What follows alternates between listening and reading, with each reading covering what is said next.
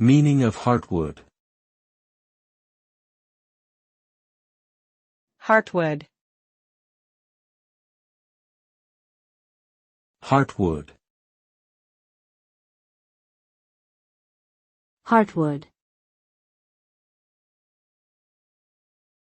Heartwood. Heartwood refers to the older, non-living central wood in tree trunks that no longer transport sap. It is typically harder, darker, and more decay-resistant than the surrounding sapwood. Heartwood forms as the tree ages and deposits chemicals such as tannins and resins to help protect it from insects and disease.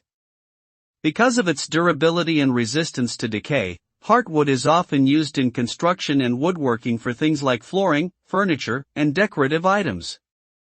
Its unique coloring and patterning with age make it a sought-after material for use in various crafts and artistic creations.